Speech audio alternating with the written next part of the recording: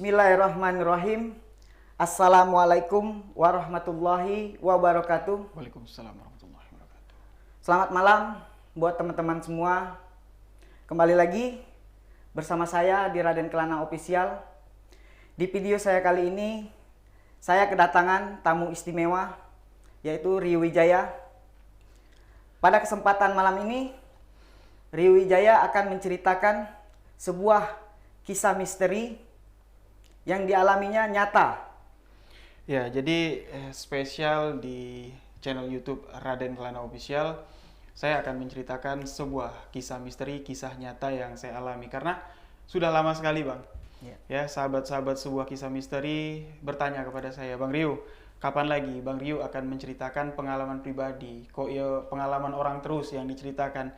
Nah, disinilah, di channel Raden Kelana Official, untuk pertama kalinya lagi nih di tahun 2022 nih Bang, saya menceritakan pengalaman mistis, pengalaman pribadi yang saya alami. Itu menyangkut masalah spiritual ya? Ya, kalau boleh dibilang, ya ini misterinya ada, tapi lebih banyak saya kaitkan dengan kehidupan. Karena dari apa yang saya alami ini, banyak pelajaran yang saya dapat dan banyaklah hikmah yang saya ambil dari perjalanan atau kisah yang akan saya bagikan ini. Untuk lebih jelas lagi, tonton video saya sampai selesai.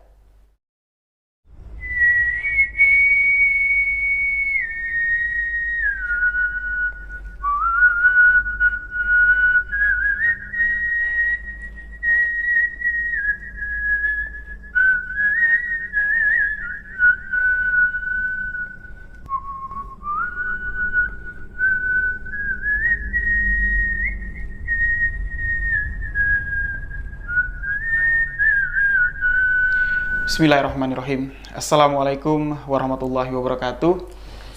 Nah, jadi di video kali ini agak sedikit mendebarkan nih Bang.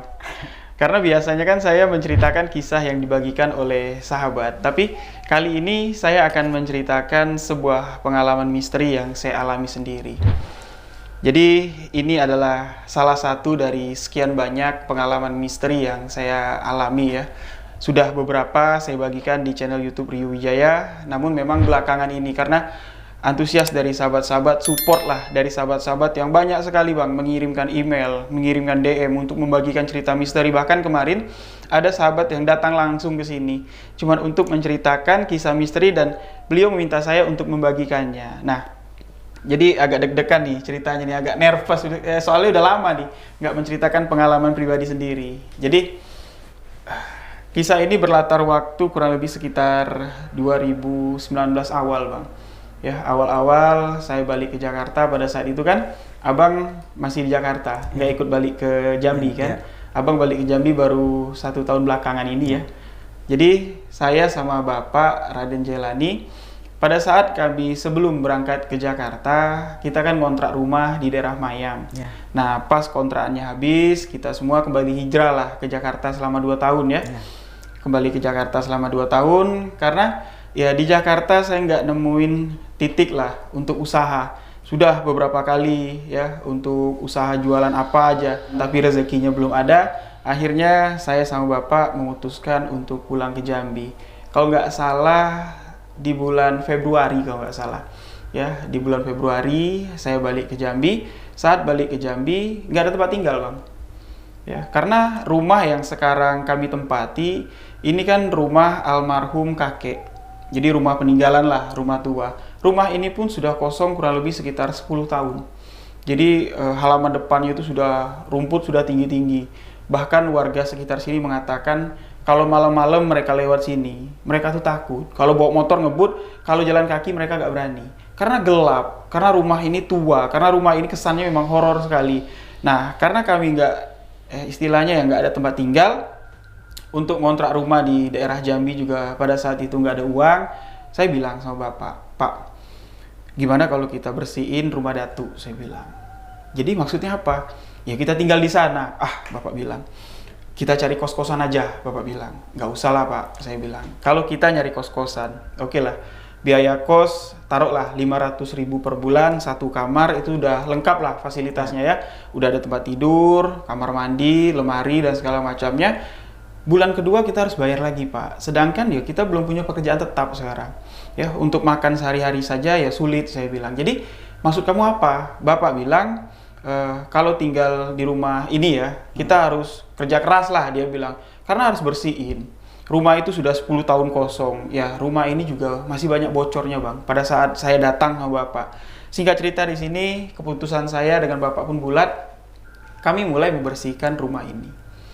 Ya, dibantulah dengan beberapa orang saudara. Ya, Om Ahmad Jawaren juga datang dari Bangko untuk membantu membereskan rumah ini. Rumah ini beres sekitar 4 hari lah kami beres-beres. Itu belum beres semua. Ya, cuman bisa ditempatin lah, tapi udah nggak kumuh lagi. Jadi kita masuklah ke sini.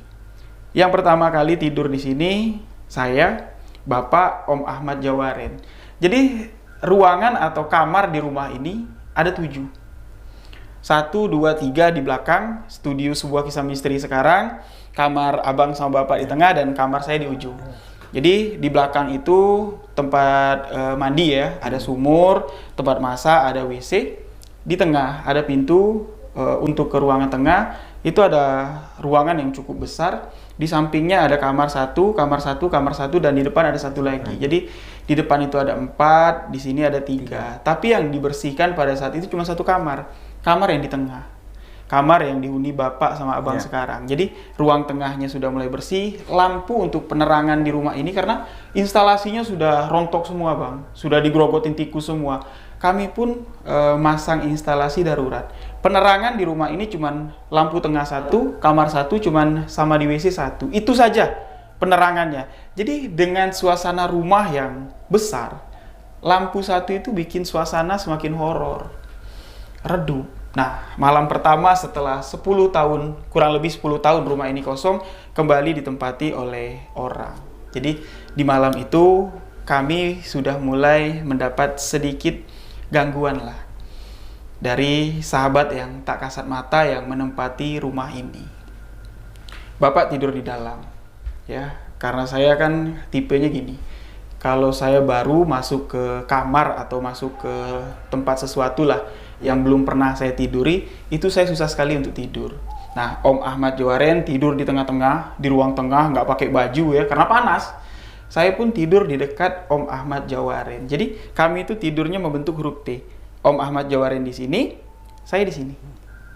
Nah, jadi kurang lebih sekitar jam 2, masuk di jam setengah 3 dini hari. Om Ahmad Jawaren sudah tertidur pulas sekali. Bapak juga sudah tertidur pulas. Saya ini nggak tahu mau ngapain. Mainin HP, jaringan susah di sini pada saat itu karena saya belum ganti provider ya. Jaringan susah, mata nggak mau tidur. Ya, jadi ngedongak lah ke atas. Ya, sambil istilahnya ya ngelamun lah. Mikirin next apa yang mau dibenahin lagi di rumah ini. Tiba-tiba dari pintu ruang tengah itu seperti ada yang membuka pintu. Terdengar suara.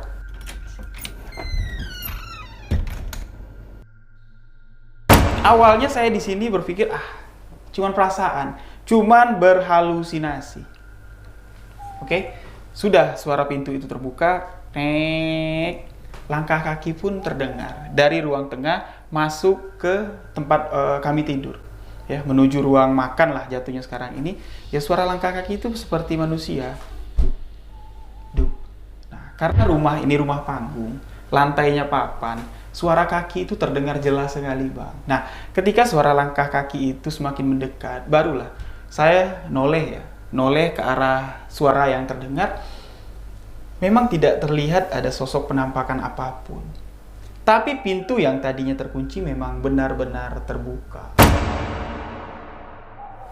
Pintu rumah ini mungkin nanti bisa di-spill lah ya di video ini. Pintu itu kalau tiup angin nggak bakal mungkin terbuka bang. Ya. Daun pintunya 2 kayak gini, itu terbuat dari jati asli, beratnya nggak mungkin. Kalau ditiup angin pintu itu terbuka. Nah, itu pertama, kurang lebih sekitar jam 2:30 tadi ya. Jadi setelah situasi itu berlalu, saya masih belum tidur. Nah, mendekati azan subuh di masjid itu sudah mulai orang ini ya, tahriman ya, sudah mulai orang ngaji. Ya, saya bilang tanggunglah tidur, mendingan subuh dulu. Tapi di sini ketika saya sedang asyik mendengarkan tahrim dari masjid, ya, suara lantunan ayat suci Al-Quran yang sangat merdu. Om Juaren yang sedang tertidur pulas ini, jelas sekali saya melihat tubuhnya yang besar itu seperti diseret, bergerak dari ujung kakinya itu seperti ada yang narik. Walaupun gerakan itu cuma sekali, tapi jarak dari Om Juaren di posisi pertamanya, ya, jarak berpindahnya itu cukup jauh, ya, kurang lebih sekitar setengah meter lah. Sampai-sampai Om Ahmad Juaren yang tidur nelentang, yang pakai bantal, kepala itu jatuh. Terlepas Dari bantal karena tarikan itu. Nah, jadi saya duduk, ya, saya berkata di dalam hati, Assalamualaikum, waalaikumsalam, ya hodam gaib, ya ahli jin, saya bilang kan, karena saya tahu itu adalah jin. Kalau memang kalian merasa terganggu dengan kami yang tidur di tengah rumah, kami minta maaf, tapi jangan ganggu kami. Ya, saya spontan berkata seperti itu, ya memang tidak ada respon apa-apa. Setelah situasi saya rasa aman, saya bangunin Om Juaren. Om, bangun Om, subuh Om, saya bilang. Hah? Udah subuh ya? Dia bilang. Wah, Om tertidur lelap sekali, dia bilang. Ya wajar lah, saya bilang. Om capek. Kamu nggak tidur? Enggak, saya bilang. Saya nggak bisa tidur. Kenapa? Horor ya? Om Juaren bilang. Enggak, karena saya nggak bisa tidur di tempat baru. Nah, lalu kami pun ke dapur, ngambil wudhu. Setelah menunaikan ibadah sholat subuh, Om Juaren melanjutkan aktivitas. Ya, dia ngisi air, karena sumur yang di rumah ini tuh belum pakai mesin kayak sekarang. Jadi dia nimba air untuk mandi pagi. Ya, dia juga bantu-bantu beres-beres. Saya tidur. Masuk ke kamar, Bapak bangun, saya masuk. Memang di pagi itu, kami nggak ada obrolan sama sekali. Ya, Bapak nggak nanya, kamu kenapa nggak tidur? Saya juga nggak negur Bapak. Bapak keluar, saya masuk, saya pun tertidur. Kurang lebih sekitar jam 10. Jam 10 pagi, saya bangun, saya makan lah, sarapan sudah dibeli sama Bapak, saya mandi. Nah, selepas mandi, saya, Bapak, sama Om Ahmad Juaren duduk bertiga. Ya, duduk di lantai, nyelepot, sambil cerita-cerita lah, pengalaman apa yang kalian rasa tadi malam. Bapak ini seperti dia sudah punya feeling. Pasti ada yang dikerjain. Ya, saya langsung lah cerita sama Bapak apa yang terjadi. Bapak cuma senyum-senyum. Saya pikir, kata Bapak kan, orang pertama yang diisengin sama jin yang ada di rumah ini adalah Om Ahmad Juaren. Karena Om Ahmad Juaren dia tidur nggak pakai baju, cuma pakai celana kolor. Tidurnya pun melintang di tengah-tengah. Bapak berpikir, nih Juaren nih yang dikerjain nih. Ternyata enggak, saya duluan. Nah, saya bertanya sama Bapak, kenapa Pak? Kenapa saya yang ditampakkan duluan? Bapak cuma menjawab simpel, ya, karena kamu nggak mau tidur mungkin. Karena kamu yang terjaga. Nah, jadi setelah hari itu, ya, aktivitas pun berlangsung lah di rumah ini. Gangguan-gangguan kecil sering terjadi, tapi ya di skip aja lah, nggak terlalu horor. Seperti suara-suara orang mainin piring, pintu terbuka sendiri, itu hal yang nggak asing lagi lah, nggak aneh lagi lah. Nah, lalu kurang lebih sekitar sudah masuk masuk jalan 3 bulan, saya yang baru memulai konten sebuah kisah misteri, tapi uploadnya belum rapet ya, masih jarang-jarang. Saya mulai berpikir untuk setup nih. Kira-kira di mana nih ya cocok lah untuk bikin konten. Karena di depan yang video sebuah kisah misteri pertama itu rasanya kurang cocok. Akhirnya saya dapat tempat, di situ saya bikin konten. Nah, dari sinilah Bang, ya, dari konten yang saya buat menceritakan sebuah kisah misteri, ya boleh dikatakan lah ide pertama untuk bikin konten menceritakan sebuah kisah misteri dengan tagline menceritakan sebuah kisah misteri lebih baik daripada menyembunyikan fakta di balik sebuah realita, ya saya dapat di rumah ini. Karena kejadian-kejadian yang realita, yang fakta terjadi di rumah ini ingin saya bagikan kepada sahabat-sahabat. Karena apa Bang? Kebanyakan kejadian horor, kejadian misteri itu terlalu dibawa, terlalu didramatisir. Jadi kesan horornya itu memang istilahnya terbawa suasana lah, bukan kejadian yang nyata. Sebenarnya menurut saya pribadi, hal-hal yang horor, hal-hal yang menakutkan itu terjadinya spontan. Ya, tidak bisa kita anggap seperti ini cuma rasa, nggak bisa.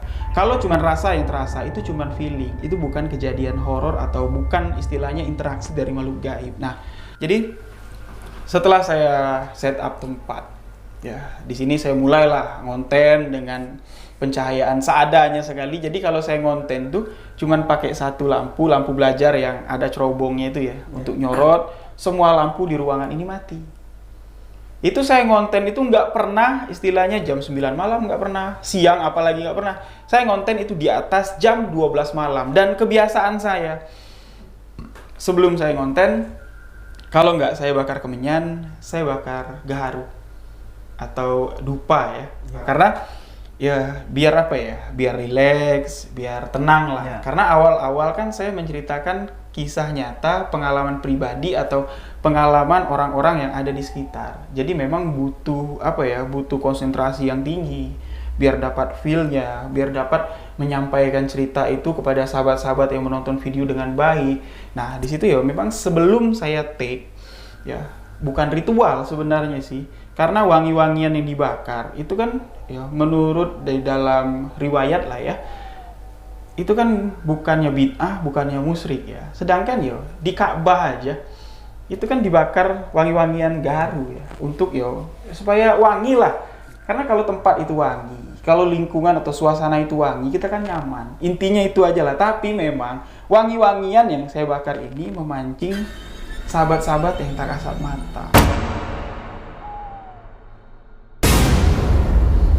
Jadi saya take di jam 12 lewat. Pada saat itu saya menceritakan sebuah kisah ya, orang yang mati penasaran.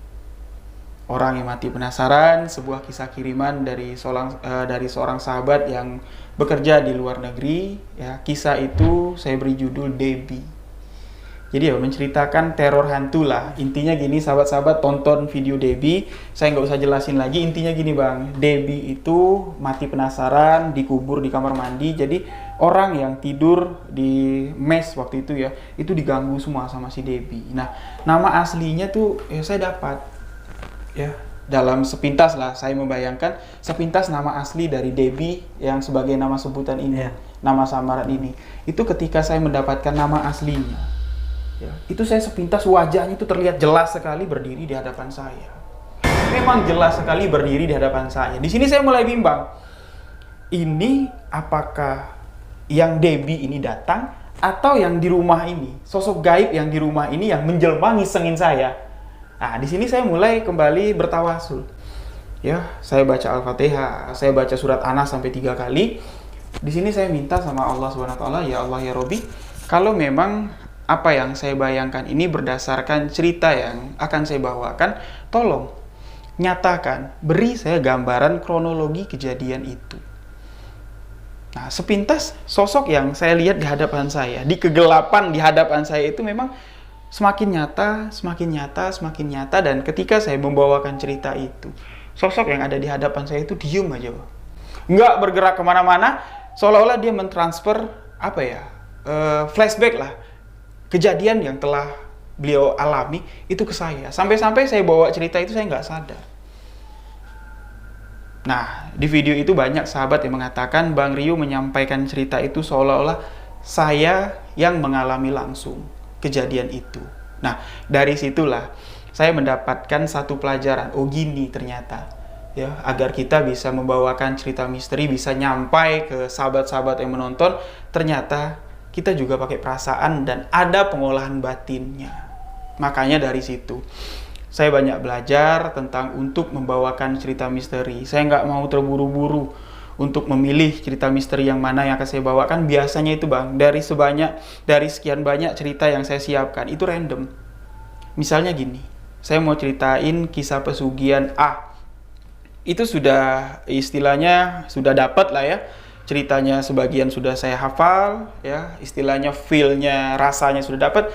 Tiba-tiba nih, sepintas saya berpikir, saya mau cerita yang ini aja. Cerita yang belum saya siapkan, cerita yang belum saya rapikan tulisannya, rasa saya ya, saya berat bawa cerita yang itu dan saya bawakan. Nah, ketika saya membawakan cerita yang belum saya siapkan ini, itu lebih enteng. Mengalir seperti air lah, mengalir begitu aja. Nah, jadi sahabat-sahabat juga banyak bertanya, Bang, ketika membawakan cerita misteri, banyak gak gangguannya? Banyak sekali. Apalagi menyangkut cerita tentang teror arwah, teror pocong, dan yang paling sensitif bagi saya adalah kuntilanak. Di rumah ini, saya pernah ya mau nyeritain tentang kuntilanak. Dari jam 11 ya, saya udah prepare, udah nyiapin untuk setup ya. Jam 12 saya mulai take, dari jam 12 sampai jam 3 pagi. Nggak ada satupun take yang berhasil. Take pertama, ceritanya sudah setengah, mikrofon mati. Oke, ulang lagi. Take lagi nih.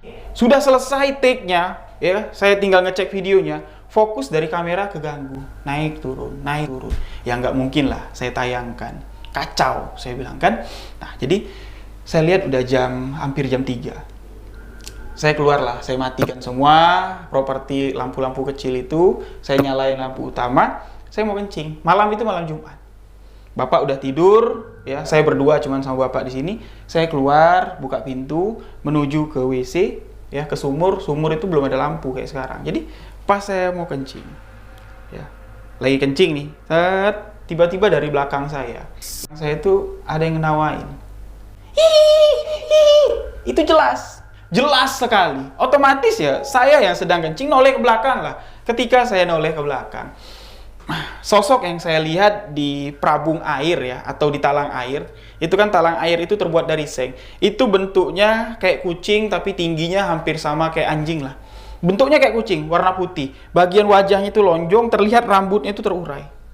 Nah, sambil menatap saya dengan bola mata yang kecil merah, di situ otomatis ya, spontan saya ambil air segayung, saya siram. Setan, saya bilang. Pergi, saya bilang. Saya bentak kayak gitu, dia balikin badan, pergi dia bang, berlari di atas talang air itu 3 langkah, prak, hilang.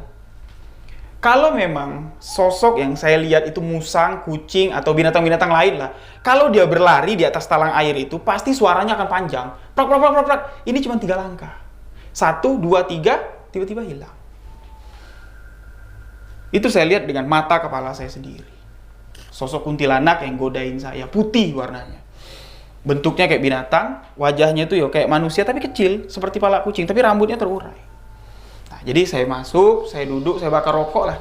Ya berarti pertanyaan di dalam diri saya, kenapa gangguan dari tadi ini banyak sekali? Ya berarti itulah ya, gangguan dari sosok kuntilanak, yang mana pada saat itu saya ingin menceritakan kisah teror kuntilanak. Nah, jadi malam itu saya gagal menceritakan pada malam Jumat itu. Malam besoknya saya coba lagi dan alhamdulillah berhasil. Nah, jadi itu awal-awal ya ketika menempati rumah ini. Nah, masuk hampir 6, mau masuk 7 bulan. Saya menempati rumah ini sama Bapak. Rumah ini sudah hampir semuanya dibersihkan. Tamu-tamu pun sudah mulai banyak datang, tapi abang belum ya? Ya, Belum pulang ke Jambi ya. Jadi saya sama bapak itu kan hobi ayam bangkok, mainlah kami ayam bangkok. Di rumah ini memang sengaja 2 ekor ayam bangkok ditaruh di tengah rumah ya buat mainan kalau malam-malam. Soalnya pada saat itu TV belum punya kami bang, belum punya duit buat beli TV kan. Jadi ayam itulah mainan kami. Nah, jadi bapak ini kan memang memiliki beberapa koleksi barang antik. Ya, barang pusaka itu nggak banyak, barang antiknya banyak. Jadi ada satu keris bang, ya ada satu keris, tapi keris itu belum dibawa ke sini, masih di rumah yang atas, di rumah yang sudah nggak ditunggu lama itu.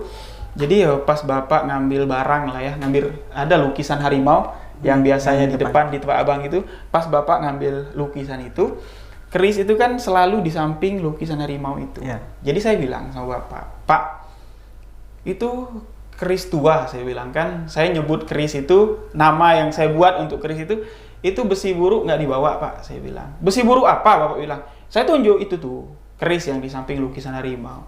Kalau kamu mau bawa, ambillah, bawa. Ya, jadi karena saya merasa kasihan bang, barang-barang antik atau barang-barang yang biasa menemani keris itu udah dibawa, lukisan, meja batu itu dibawa, nggak mungkin lah dia nggak dibawa. Saya bawa. Ya, saya pakai motor, saya bawa, bapak di belakang, saya bonceng. Sesampainya di sini, saya tanya sama bapak, Pak, cara mandiin keris gimana? Emang kenapa? Bapak bilang, keris itu mau kamu mandiin, ya besi buruk ini saya mau mandikan, saya bilang. Ya besok lah, belum waktunya sekarang. Bapak bilang, nantilah, tunggu waktunya, baru nanti kita mandikan. Singkat cerita, sampailah di malam satu suro. Yang mana satu suro kan memang apa ya, bukan wajib ya, tapi sudah menjadi tradisi lah. Ya, untuk orang yang memiliki koleksi barang-barang antik, keris, apa segala macam, itu biasa dimandikan. Nah, pada malam satu suro kami mandikan lah keris besi buruk yang saya katakan. Dan bapak menyuruh saya, bapak ngajarin saya, ini airnya ada 2. Ini air untuk mandiin pertama, kamu gosok pakai jeruk, hati-hati tangan kamu karena ini besi karatan, besi tua. Ya. Itu kalau kena bisa infeksi, bisa bahaya. Hati-hati. Kamu cuci pakai jeruk. Kamu gosok, kamu sabunin lah bahasanya. Kamu bilas bersih, setelah kamu rasa bersih. Nah, kamu bilas lagi pakai air yang kedua. Air kedua ini bang, ada kembang setaman, itu dicampur pakai minyak biar wangi. Jadi setelah saya bersihin, ya, saya gosok, saya rasa udah bersih. Nah, saya cuci lah di air yang kedua ini, airnya wangi. Ya, air itu saya pelan-pelan ya, saya basahin keris itu, bunga-bunganya nempel di keris itu. Bapak bilang taruh di tempat yang aman lah, biar keris itu nggak jatuh, didiriin. Nanti kalau sudah kering, ya jangan dilap, Bapak bilang. Sudah meresap sendiri air itu ke pori-pori keris, baru nanti kita olah lagi. Lalu di sini saya taruh lah di atas meja, kurang lebih sekitar 1,5 jam. Keris itu sudah kering, saya bawa lagi. Bapak bilang, jadi keris ini kamu kasih namakan besi tua. Padahal keris ini ada nama, Bapak bilang. Tapi Bapak nggak kasih tahu saya namanya apa. Ya, Bapak rahasiain dari saya. Yaudah, kalau kamu anggap keris ini besi buruk, Bapak bilang kan, kamu bilang besi buruk, yo, itu besi buruk lah bagi kamu. Tapi cara kamu mengolah besi buruk ini jangan kamu anggap besi ini tidak ada istilahnya ya, tidak ada apa ya, tidak ada khodam, tidak ada manfaatnya lah. Setiap apa-apa yang diciptakan oleh Allah SWT di dunia ini itu ada manfaatnya. Nah, sekarang Bapak ajarin kamu untuk istilahnya ngebuka khasiat apa yang ada di dalam keris ini. Jadi Bapak bakar dupa. Ya, dupa itu sambil diayunin kayak gitu biar istilahnya diasapin. Bapak suruh saya baca sholawat terus. Baca sholawat. Nah, terus juga Bapak suruh saya ngolesin minyak zafaron ke keris itu. Nah, setelah itu Bapak nyuruh saya taruh di kening, taruh hidung, taruh di sini. Nah, pas ditaruh di sini sebutkan namanya. Kalau kamu menyebutnya sebagai besi buruk, sebutkan, "Hai besi buruk, bangun." Nah, jadi apa yang diperintahkan Bapak saya lakukan. Ya, saya taruh di sini, sampai di sini, "Hai besi buruk, bangun." Pas bilang bangun, itu ya dari ujung kuku, ujung rambut sampai ujung kaki itu berdiri semua bang, bulu roma bang. Seng. Seperti keris yang saya taruh di sini tuh punya energi yang sangat besar sekali. Nah, biar sahabat-sahabat nggak penasaran nih, ini nih buktinya nih. Nah, ini nih yang kita obrolin dari tadi tuh inilah besi buruk yang saya katakan. Sampai sekarang Bapak nggak menceritakan asal usul dari keris ini tuh, Bapak nggak menceritakan. Tapi saya tahu. Nah, karena setelah saya memandikan keris ini, saya dimimpikan bang. Mimpi yang menurut saya sangat luar biasa sekali lah. Tapi sebelum saya melanjutkannya, untuk sahabat-sahabat biar nggak penasaran, saya kasih lihat keunikan dari keris ini. Ya, keris pada umumnya itu kan pakai elu. Seperti ini ya, seperti ular kayak gitu kan. Nah, tapi keris ini beda. Keris ini dibuat oleh seorang empu yang memiliki kebatinan sangat tinggi. Keris ini ditempah dengan jempol tangan. Jadi untuk menempah keris itu kan biasa dipukul pakai besi. Teng, teng, teng, teng ya. Biar ngebentuk eluknya, tapi keris ini enggak. Keris ini untuk membentuk eluknya, itu dipencet dengan jempol. Nah, buktinya ini.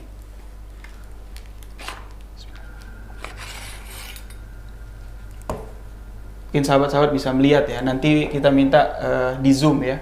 Nih. Ini ada pencetan semua.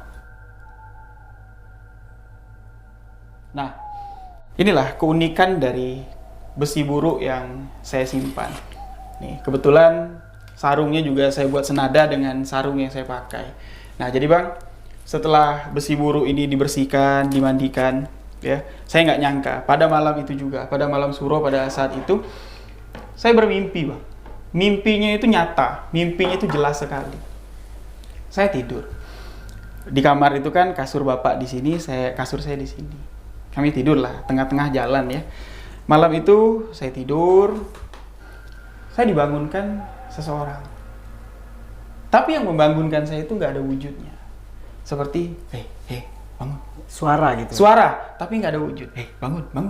Ya, bangunlah. Yang namanya dibangunin, saya bangun nggak ada orang dan saya terbangun itu di suasana pagi hari. Jendela kamar sudah terbuka, Bapak sudah nggak ada lagi di tempat tidur dan kondisi di dalam mimpi itu persis seperti aktivitas yang sering saya lakukan sehari-hari. Saya lihat Bapak udah nggak ada di tempat tidur. Saya lihat HP itu sekitar jam 7:30, tapi nggak tahu kenapa. Yang biasanya saya tuh nggak pernah mandi ke sungai, karena kan rumah kita kan pinggir sungai. Ya berjalan sekitar 15 meter lah ke arah kiri itu sudah ada sungai, sudah ada jamban untuk mandi. Tapi nggak tahu kenapa di dalam mimpi itu saya pergi ke dapur, saya ambil handuk, saya ambil ember tempat nyimpan perlengkapan mandi, saya turun ke bawah, mandi di sungai pagi hari di dalam mimpi itu. Nah, sesampainya di pinggir sungai, ya di tebing sungai untuk turun ke jamban itu kan perlu nurunin anak tangga. Saya ingat ya, hitungan anak tangga yang ada di hadapan saya itu kurang lebih sekitar 8. Karena air tidak terlalu kering pada saat itu. 8 anak tangga itu Bang, ya tangga ke sungai itu kan cukup tinggi-tinggi lah jaraknya. Tinggi-tinggi jaraknya ya, kalau 8 anak meter sekitar 3 meter, hampir 4 meter lah ya, dari tebing itu sampai ke jamban. Baru saya mau melangkahkan kaki mau turun. Dari dalam air pas di depan jamban, itu keluar sosok tinggi besar. Tinggi besar menggunakan jubah, menggunakan imamah, menggunakan sorban, serba putih, jenggotnya panjang, ganteng sekali. Seperti orang Arab.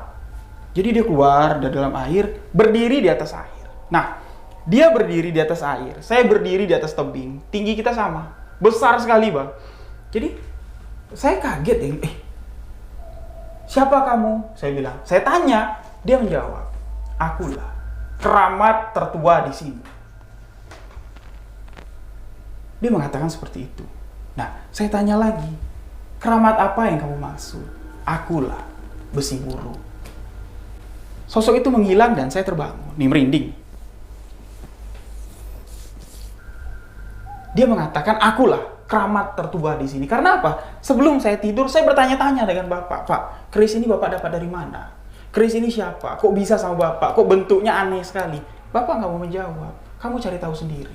Kan kamu sudah kasih nama keris ini besi buru. Pagi hari, malamnya itu Bang, saya bermimpi seperti itu jelas sekali. Sosok itu menghilang di hadapan saya.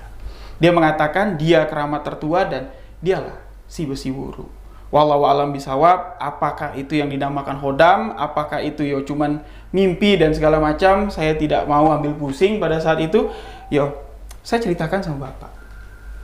Ya, setelah bangun pagi harinya saya ceritakan sama Bapak. Bapak cuman ketawa. Ya itu biasalah. Yang namanya orang main gaib, yang namanya orang mengolah kebatinan, itu adalah hal yang biasa. Tapi apa yang kamu rasakan itu sesuatu yang baik. Kamu pengen tahu, ya, pengen mencari tahu sesuatu yang gaib, sesuatu yang tidak bisa kamu cari dengan istilahnya ya di dunia nyata ini. Alhamdulillah kamu mendapat gambaran dan kamu mengetahuinya. Bapak katakan kalau kamu percaya dengan mimpi yang kamu alami, yo itulah jawaban dari pertanyaan kamu tadi malam yang mendesak Bapak. Nah, dari situlah keris si besi buru ini selalu saya simpan. Selalu saya simpan, selalu saya jaga, tapi ya kita menyimpan sesuatu benda seperti ini Bang, bukan untuk menuhankannya. Bukan untuk istilahnya yo kita percaya dengan kekuatannya, kita percaya dengan wah sosok yang ada di dalamnya, itu tidak. Itu yang dinamakan menduakan Tuhan dan jalurnya itu bisa buat kita musyrik dan syirik. Jadi gini, kita menyimpan ini sebagai warisan leluhur. Karena keris merupakan salah satu warisan budaya Indonesia yang harus kita jaga dan harus kita lestarikan. Jadi saya menyimpan ini cuman untuk sekedar koleksi. Walaupun di dalam ini ada kekuatan apalah, itu cuman Allah yang tahu. Selagi bisa saya menjaganya, selagi bisa saya merawatnya dengan selayak-layaknya, saya akan menjaganya. Bukan berarti saya mengharapkan sesuatu yang lebih lah dari keris ini. Tapi setelah saya mengalami mimpi tersebut Bang, seperti yang saya katakan di video tadi ya, di awal video tadi, cerita ini ada kaitannya dengan misterinya, ada kaitan horornya, ada kaitannya juga dengan perjalanan hidup saya. Setelah saya bermimpi keris ini, memang kalau orang bilang apa ya, insting atau nalar lah. Yang tadinya istilahnya kadarnya itu cuma 60%, tapi sekarang istilahnya sudah hampir mencapai ambang yang ke 100. Jadi ketika seseorang punya niat nggak baik gitu ya, orang punya niat jahat gitu ya, sebelum orang itu melakukan sesuatu yang diniatkan di dalam hati, seolah-olah saya tuh bisa masuk ke flashback ke gambaran yang akan terjadi. Contohnya gini, Misalnya kita sedang duduk berdua kayak gini, di depan ada rokok. Bang Raden ini niat nih, rokok. Kita kan rokoknya sama nih misalnya, rokok A, bungkusnya sama. Tapi rokok Bang Raden ini isinya tinggal 2 batang, rokok saya isinya full. Bang Raden berniat, aku pulang tapi aku pulang, aku ambil rokok Rio. Isinya kan banyak, kan kotaknya sama, dia bakal nggak tahu. Nah, jadi Bang Raden baru berpikir seperti itu, saya kayak ngelihat Bang Raden itu akan melakukan itu, otomatis saya ngambil rokok saya dulu, pura-pura saya mau bakar dan saya pegang terus.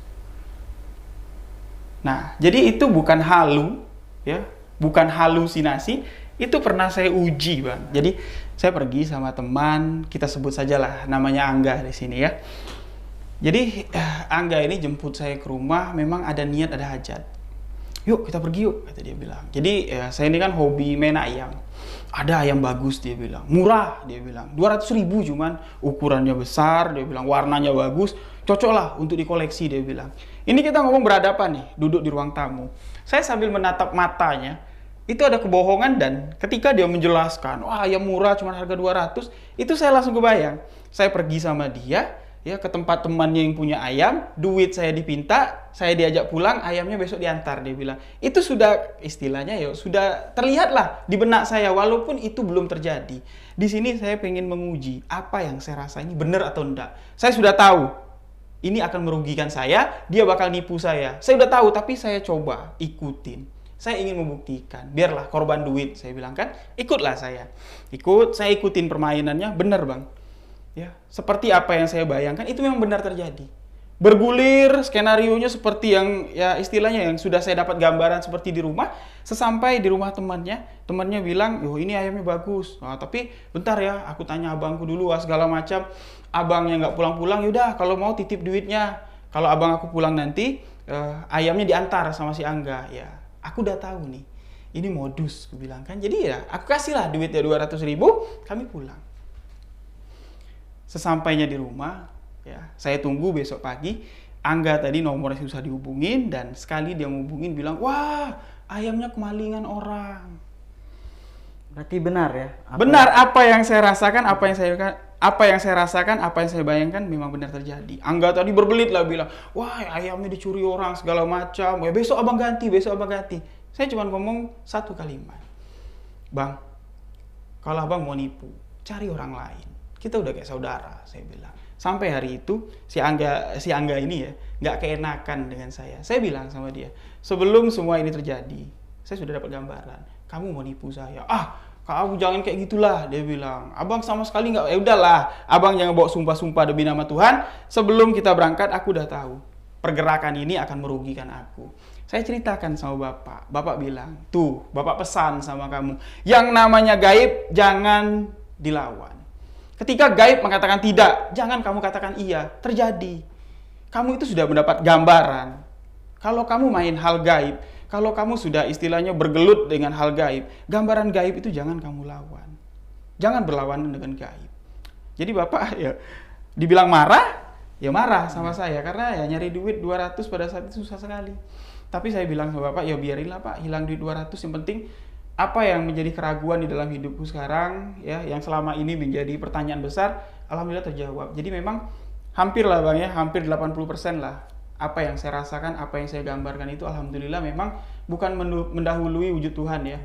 Memang ya Allah memberikan gambaran itu duluan kepada saya. Seperti petunjuk gitu kan? Seperti petunjuk. Alhamdulillah ya, makanya saya bilang tadi, cerita ini ada kaitannya dengan perjalanan misteri, ya, perjalanan spiritual lah yang saya rasakan.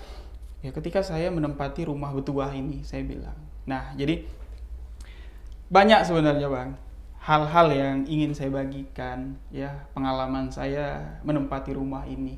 Jadi makanya kalau duduk sama saya, kayak sahabat-sahabat yang banyak datang ke sini ya, cerita misteri, pengen bagiin cerita segala macam, istilahnya pengen konsultasi. Beliau minta saya, Bang, tolong liatin ini, tolong liatin ini. Saya sama sekali nggak mau. Bukannya saya nggak mau apa, karena saya nggak mau suuzon, saya nggak mau mendahului apa yang belum terjadi, karena tajam Bang. Tajamnya gini, takutnya gini, kalau kita bilang A yang akan terjadi ke depan memang benar, itu bisa terjadi, Allah ya mengiyakannya, Allah istilahnya meluruskan apa yang saya katakan, kacau Bang. orang beranggapan beda dengan saya. Ada juga yang bertanya kepada saya, "Bang, abang indigo ya, abang indra keenam kebuka." Wah, saya bilang, saya nggak sehebat itu, saya bilang. Tapi saya bilang, istilahnya selama perjalanan saya, ya berjalanlah ke tempat-tempat misteri, ke tempat-tempat angker, berziarah ke makam-makam keramat. Memang pemandangan saya tidak setajam orang yang dikatakan indigo. Tapi kalau memang energinya kuat, saya bisa merasakannya dan wujudnya bisa nyata. Plusnya lagi, saya bisa merekap apa yang pernah terjadi di lokasi tersebut. Istilahnya kayak saya bilang tadi lah, gambaran dari masa depan dan masa lalu itu ya bisa seperti digambarkan. Makanya ketika ada sebuah kisah misteri yang dibagikan oleh sahabat, ya masuk ke email, nggak saya bawain, karena ketika saya membacakan saya nggak dapat feel-nya, Bang. Lebih baik saya nggak bawain daripada ketika nanti saya bawain itu bertentangan dengan batin saya. Nah, jadi mungkin itulah sedikit yang saya bagikan di channel Raden Kelana Official ini. Terima kasih untuk sahabat-sahabat sebuah kisah misteri yang telah mensupport channel Raden Kelana Official. Semoga kebaikan sahabat-sahabat semua dibalas oleh Allah Subhanahu wa taala, dilimpahkan rahmat dan rezeki, panjang umur, dan untuk sahabat-sahabat yang sedang mencari rezeki di luar negeri yang jauh di sana diberikan keselamatan. Jadi Bang, itulah yang dapat saya bagikan kali ini di video Raden Kelana Official. Mohon maaf jika ada salah-salah kata, salah ucap dalam penyampaian, dan mohon maaf kalau ada kalimat saya, istilahnya pemahaman saya yang tidak sepaham dengan sahabat-sahabat. Kalau ada salahnya mohon dikoreksi. Yang namanya manusia penuh dengan kehilapan dan kesalahan. Kesalahan dan kehilapan. Akhir kata, wabillahi taufiq wal hidayah. Wassalamualaikum warahmatullahi wabarakatuh. Tutup. Dah. Terima kasih Riwijaya, dah itu be. Terima kasih buat Riwijaya untuk Sama-sama. kesempatannya pada malam hari ini. Sama-sama Bang. Yang telah menceritakan kisah misterinya. Ya. Dan terima kasih juga buat teman-teman semua. Semoga apa yang disampaikan dari cerita ini bisa bermanfaat untuk kita semua. Akhirul kalam. Wabillahi taufiq wal hidayah. Wassalamualaikum warahmatullahi wabarakatuh. Waalaikumsalam warahmatullahi wabarakatuh.